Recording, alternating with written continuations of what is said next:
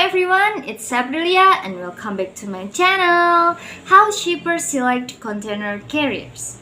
Okay, the first is services offered or port served. This is perhaps the most elementary criteria whether the carrier serves the origin and destination that the shipper requires. The ideal situation would be one where the carrier serves both the original and destination port.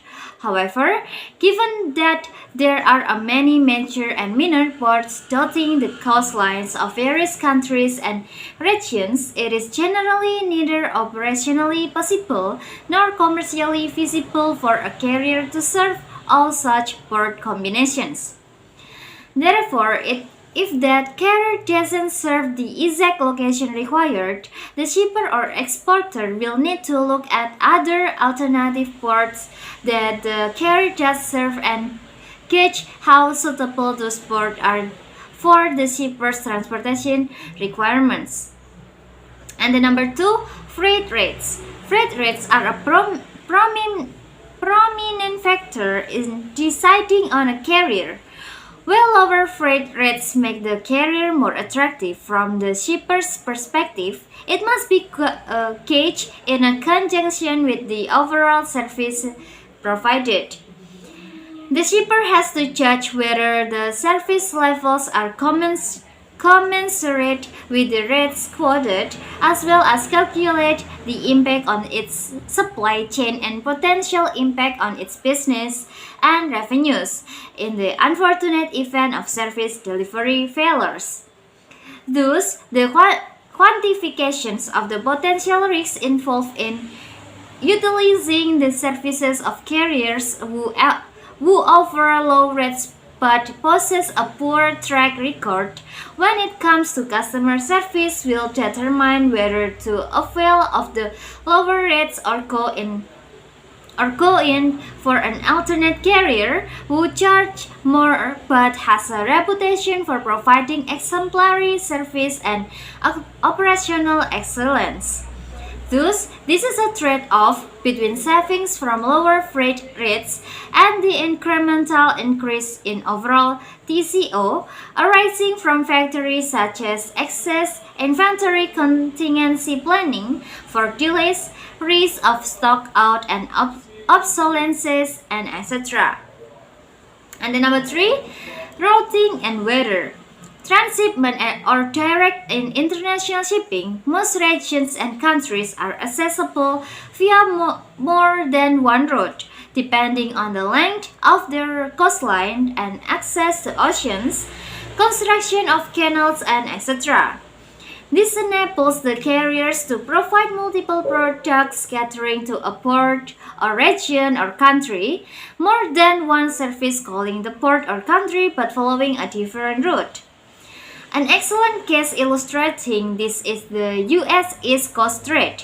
Services from Asia to U.S. East Coast port can take the westbound route via the Suez Canal or the eastbound route traversing the Panama Canal. Note here, the Panama Canal option was facilitated only a few years back due to its expansion, which now enables it to accommodate vessels of close to 15,000 TEUs as opposed to its earlier limit of 5,000 TEU vessels. Carriers therefore can offer two distinct products for shippers wishing to export to U.S. East Coast port, from which the shipper can pick the option that suits his requirements better.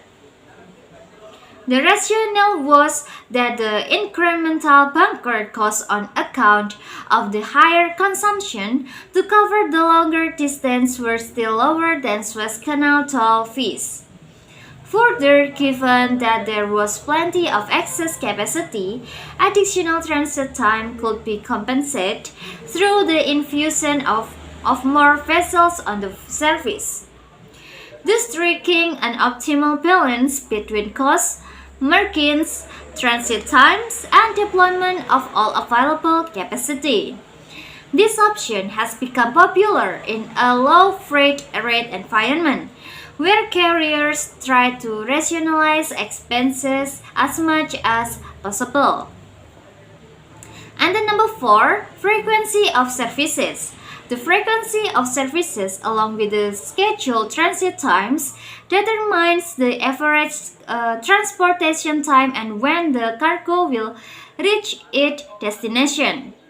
Frequency determines the shipper's backup option if sailing is missed or when the cargo is rolled over onto the next vessel. The nature of the container shipping industry is such that on most major trade lanes, shipping services are offered weekly. However, in the case of smaller trades, the frequency might be lesser, which will lengthen the time required for the product to reach its ultimate destinations. And then number 5, customer service. Following the adage of price and quality being correlated, a carrier's level of customer is an essential factor in selecting transport partner. Given the number of pitfalls and bottlenecks in international trade, numerous things could go wrong. If the cargo is in transit, then the shipper is almost entirely reliant on the carrier for regular updates and daily status report, as well as the actual safe and timely delivery of the cargo.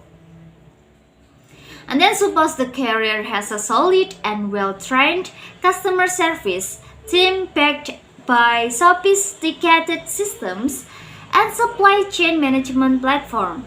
In that case, the shipper can, to a great extent, be assured of timely updates, cargo visibility and security, proactive support to answer timely cargo delivery, and cooperation from the carrier.